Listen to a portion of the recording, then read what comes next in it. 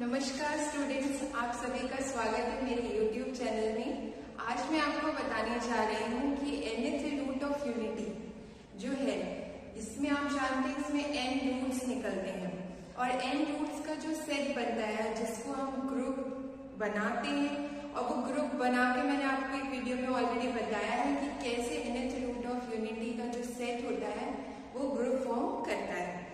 आज भी हम यही देखेंगे ग्रुप कैसे वो फॉर्म करेगा, और साथ ही साथ वो जो सेट है that is a cyclic group, वो साइक्लिक भी होगा ये शो करेंगे। ठीक है, साइक्लिक ग्रुप की डेफिनेशन हम पढ़ चुके हैं, जिसका लिंक है डिस्क्रिप्शन में, आप देखिए। उसमें ये आपको पता चलेगा कि साइक्लिक ग्रुप होने के लिए एक जनरेटर जरूरी होता है, और वही जनरेटर क्या करता है, हमारे पूरे ग्रुप को जनरेट कर देता है। मतलब ग्रुप के हर एक एलिमेंट को आप उसका इंटीग्रल पावर की फॉर्म में लिख सकते हैं, जो आपका जनरेटर होता है। इसमें आप देखेंगे सबसे पहले कि nth root of unity means होता क्या है, एंड सेकेंड हम देखेंगे कि वो ग्रुप कैसे फॉर्म करता है, कैसे वो चारों कंडीशंस को सेटिस्फाई करता है सेट, एंड थर्ड आप देखेंगे कि साइक्लिक ग्रुप कैसे फॉर्म करेंगे। चलिए क्वेश्चन स्टार्ट करते हैं। क्वेश्चन पढ़ लीजिए, prove that the set of n means set of n elements, और किसका सेट है, nth roots of unity is a cyclic group with multiplication as composition. ये भी ध्यान रखिए कि आपको ऑपरेशन भी जरूरी है। अगर आपको ग्रुप बनाना है सेट को, तो ऑपरेशन यहाँ हमने लिया है मल्टीप्लिकेशन का। तो सबसे पहले nth रूट ऑफ यूनिटी कैसे मिलेंगे, तो जब आप इस इक्वेशन को सॉल्व करते हैं x to the power n minus 1 equals to 0, तब आपको मिलते हैं जो रूट्स इस इक्वेशन की n रूट्स, वही सेट कहलाता है nth रूट ऑफ यूनिटी। ठीक है, यहाँ पर हो जाएगा x to the power n equals to 1। x की वैल्यू चाहिए तो ये हो जाएगा 1 to the power 1 by n। 1 को हम लिख सकते हैं cos 0 plus i sin 0, complex number की फॉर्म में लिख सकते हैं, क्योंकि cos 0 की वैल्यू 1 होती है और sin 0 की वैल्यू 0 होती है। तो इसी 1 को आप लिख सकते हैं 1 plus i 0 power 1 by n, और इस 1 की प्लेस में मैंने cos 0 लिख दिया, इस 0 की जगह sin 0 लिख दिया। ओके, अब ये तो एक ही वैल्यू देगा, लेकिन हमें n वैल्यूज चाहिए, इसलिए हम क्या करेंगे, इसको जनरल फॉर्म जो रहता है 2 पाई,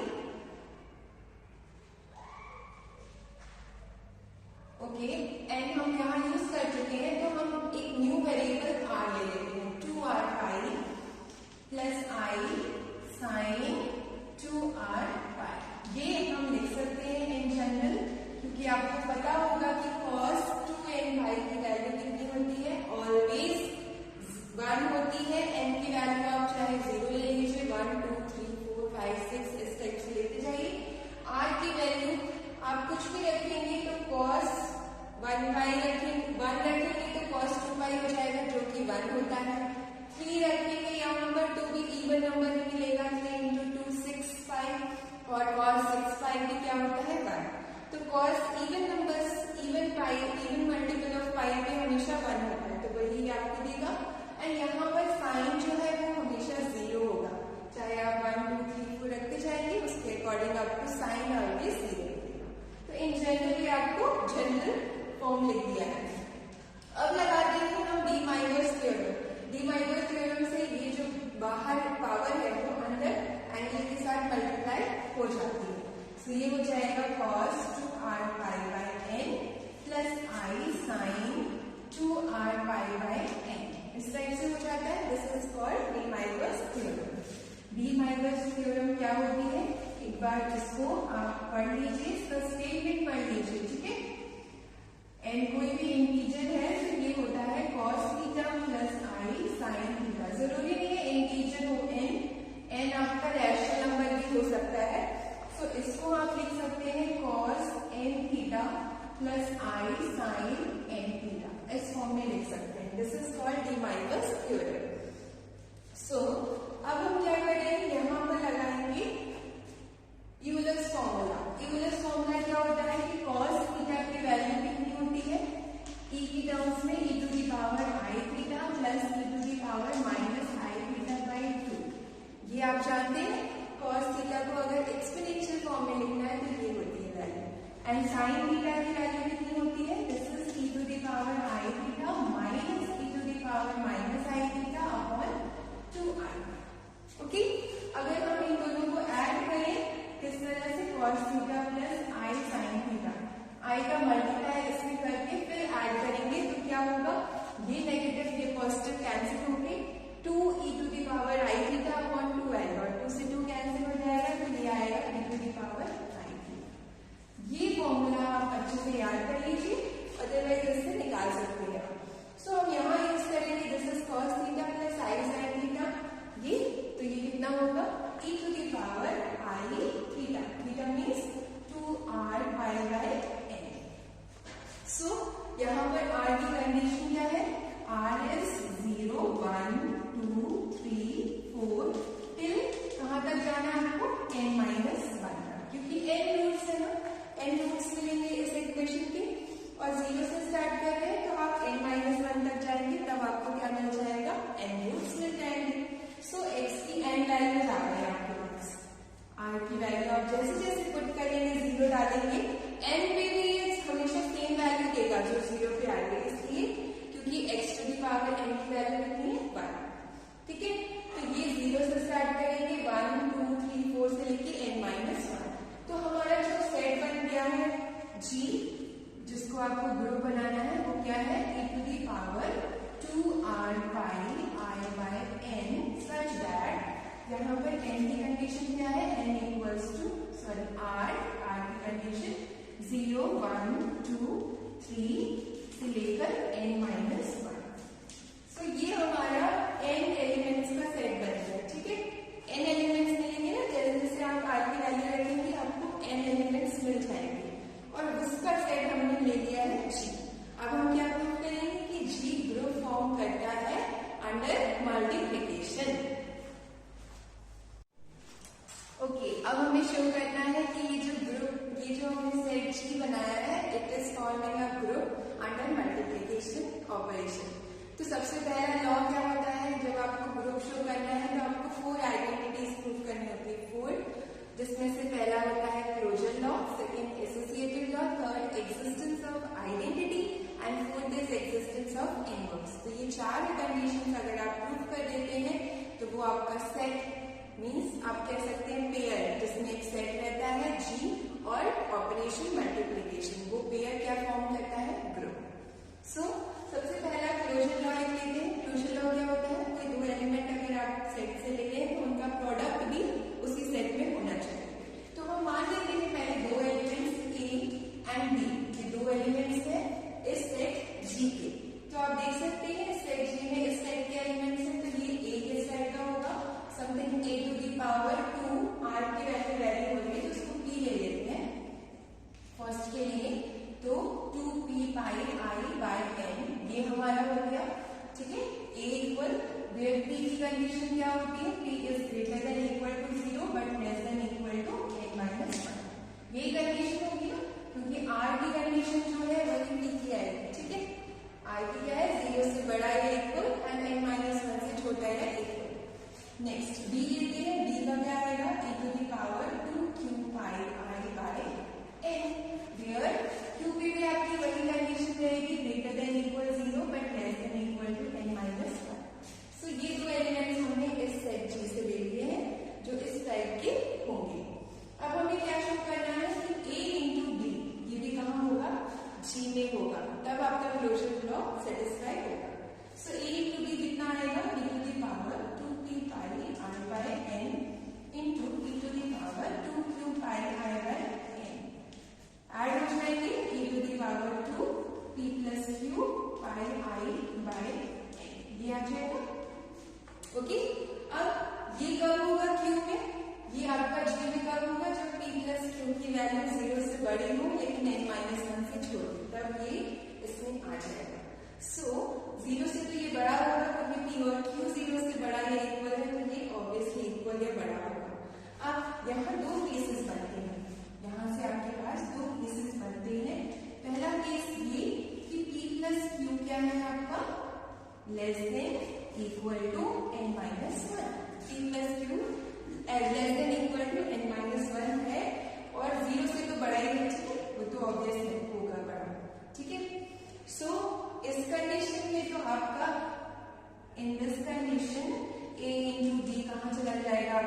जी में, क्योंकि ये चीज n-1 से छोटा है, इसमें है n-1 से छोटा मतलब यहाँ है, सो ये आ जाएगा आपका किसमें जी, सो ये जी में आ जाएगा, प्रूफ हो जाएगा। लेकिन अगर सेकेंड कंडीशन हम माने, सेकेंड कंडीशन मतलब सेकेंड केस, जिसमें हम ये ले लेते हैं कि p plus Q is greater then n, greater than equal n है, ठीक है, मतलब n से बड़ा है, ग्रेटर देन इक्वल n है, तब क्या ये इसमें होगा जी में, ये हमें शो करना है कि a इंटू b तब भी जी में होगा। सो अगर n से बड़ा है तो p प्लस क्यू किस टाइप का होगा, कुछ n प्लस मान लेते हैं r, ओके r दिया है तो n प्लस m ले लेते हैं, कुछ इस टाइप का होगा, n में कुछ नंबर ऐड करके ये इस टाइप का होगा, p प्लस क्यू अगर n से बड़ा है तो n प्लस m टाइप का होगा, जहां पर m क्या होगा आपका ग्रेटर देन इक्वल टू 0 होगा। सो अब ये आप देखिए p प्लस क्यू अगर इस टाइप का है तो ये a इंटू b क्या बन जाएगा, यहां से फ्रॉम इक्वेशन नंबर, इसको नंबर दे दीजिए 1, a इंटू b की वैल्यू ये आएगी हमारी, इसको लेके लेते हैं e to the power 2 p plus q pi i by n, okay, ये क्या हो जाएगा e to the power 2 n plus m pi i by n। हमने क्या किया, p प्लस क्यू की वैल्यू लिख दी जो कि है n plus m, where n is greater than equal to 0। So ये कितना हो गया, e to the power 2 pi i and e to the power 2m pi i by, इससे तो हो गया, ठीक है, and e to the power 2 pi i की वैल्यू कितनी होती है, 1 होती है, कैसे, क्योंकि e to the power 2n, okay, e to the power i theta कितना होता है, this is cos theta plus i sin theta, okay, ये होता है, तो थीटा ये वैल्यू यहाँ पे कितनी है 2 पाई, तो cos 2 pi plus i sin 2 pi, cos 2 पाई 1 होता है, sin 2 पाई 0 होता है, तो 1 हो गई इसकी वैल्यू, ठीक है। सो ये कितना आ गया e to the power 2m pi i by n, और m की कंडीशन क्या है, m is greater than equal to 0 and less than n, ठीक है, यहाँ पर लेस देन n-1 हो जाएगा, less than equal n-1। So ये किसमें आ गया आपका, ये आ गया आपका g में।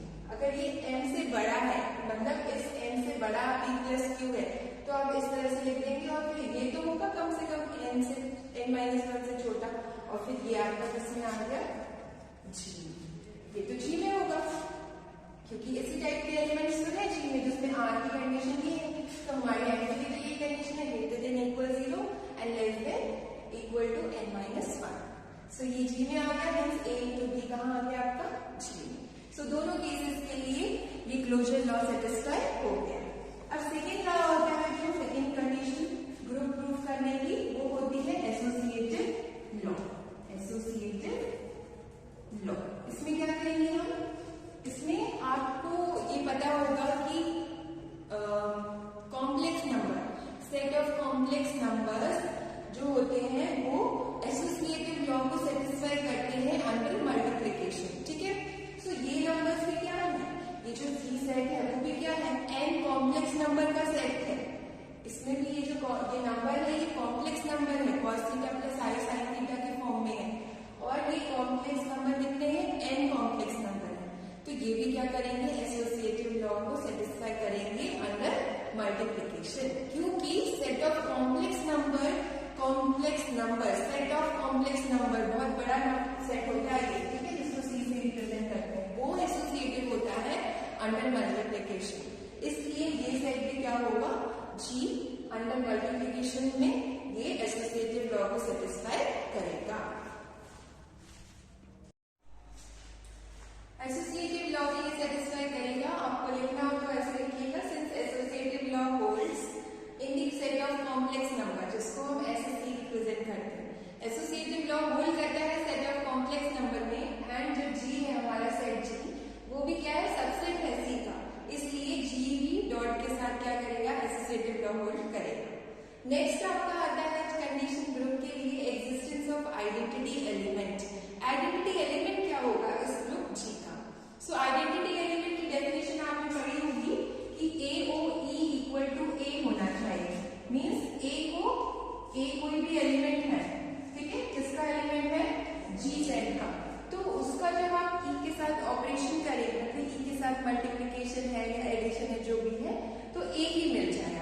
then E is called identity element of group G.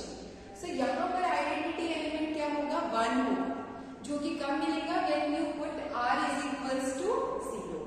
जब आप ये फर्स्ट वाली कंडीशन लेंगे R की वैल्यू 0, so ये हो जाएगा e to the power 0 which is 1. ठीक है, आप चाहे तो cos theta plus sin theta से निकाल देंगे तो e कितना आएगा 1.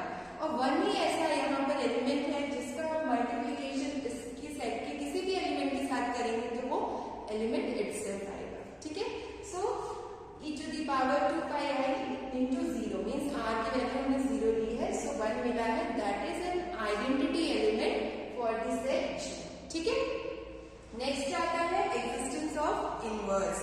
इनवर्स क्या होता है, इनवर्स का मतलब होता है कि A को जब A इनवर्स के साथ ऑपरेट करें तो आपको मिले आइडेंटिटी एलिमेंट, मतलब जो कि हमने फिक्स कर दिया 1 मिलना चाहिए यहाँ पर, और ऐसा A into A inverse equal to 1. तो आप देख सकते हैं अगर हम एक जनरल एलिमेंट लें, जनरल एलिमेंट इसका क्या है, e to the power 2r pi I by n, e to the power 2r pi I by n. तो इसको किस एलिमेंट के साथ ऑपरेट करेंगे तो आपको 1 मिलेगा, या फिर आप कह सकते हैं e to the power 2r pi 0 upon n, ऐसा मिलेगा. ठीक है, sorry 2 pi I 0 upon n ऐसा मिले, मीन्स R की वैल्यू 0 हो जाएगा. तो R की वैल्यू 0 कब होगी, जब आप यहाँ पर e की power 2 n minus r pi I by n ऐसा लेंगे तो क्या होगा, ये R और ये माइनस R कट के सिर्फ n बचेगा, और n नीचे वाली n से कैंसिल हो जाएगा, तो e to the power 2 pi I बचेगा, जो कि अगेन क्या होता है, e to the power 2 pi I की वैल्यू कितनी होती है, 1 होती है. 1 आपको ये बताया था cos theta plus I sin theta होता है, तो cos 2 pi plus I sin 2 pi again 1 हो जाएगा. ठीक है, सो ये 1 मिल जाएगा आपको. कब मिलेगा, जब आप e to the power r 2 pi r I by n को इसके साथ ऑपरेट करेंगे, जिसमें हमने क्या लिया है, n minus r. So e to the power 2 into n minus r pi I by n क्या होगा, आपका इनवर्स होगा इस एलिमेंट का, और ये भी आपका कहाँ होगा, ग्रुप G में ही होना चाहिए. सो ये है ग्रुप G में, क्योंकि n माइनस r जो है वो भी कंडीशन इस कंडीशन को सेटिस्फाई करता है. सो आपका G का हमने ये एलिमेंट लिया तो इसका इनवर्स दिया. ओके, ये जनरल एलिमेंट आ गया. सो ये चारों कंडीशंस को सेटिस्फाई कर चुका है ये set with respect to multiplication operation. Therefore G with rod forms a group. तो ये क्या बनाता है, आपका ग्रुप बना देता है. ओके, सो ये हो गया प्रूफ ग्रुप. अब लेकिन हमें यहाँ क्या प्रूफ करना है, साइक्लिक ग्रुप. साइक्लिक ग्रुप मतलब G का जनरेटर भी चाहिए होगा, तो यहाँ पर जनरेटर क्या होगा ग्रुप G का, सो ये होगा e to the power 2 pi I by n. आप देख सकते हैं बहुत इजी है. आप यहाँ पर ग्रुप G को साइक्लिक बनाना चाहते हैं तो एक जनरेटर चाहिए, और जनरेटर यहाँ क्या बन रहा है ग्रुप G का, e to the power 2 pi I by n. ये है जनरेटर, क्योंकि आप देख सकते हैं अगर 2 e to the power 2 pi I by n को आप कुछ भी ले लीजिए, ओमेगा ले लेते हैं, कई बार ओमेगा भी इसको एज्यूम कर लेते हैं, और फिर ग्रुप G को क्या लिखते हैं, 1 ओमेगा की power 1 omega square omega cube omega की पावर n माइनस 1, क्योंकि ओमेगा की पावर n तो 1 हो जाता है. ठीक है, तो इसी सेट को कई लोग इस तरह से भी लिखते हैं, that is also called nth root of unity. तो ये ओमेगा क्या है, ये जनरेटर है. ठीक है, ओमेगा से हमने रिप्लेस कर दिया है, ये e to the power 2 pi I by n को ओमेगा लिख दिया. ठीक है, सो ये ऐसा भी बन सकता है, और यहाँ पर आप देख सकते हैं कि ओमेगा क्या है, जनरेटर है, और ओमेगा एक्चुअल में क्या है, e to the power 2 pi I by n. So ये जनरेटर हो गया, इसका मतलब कि G क्या हो गया आपका, साइक्लिक ग्रुप. ठीक है, अंडर मल्टीप्लिकेशन. सो ये ग्रुप होता है कि n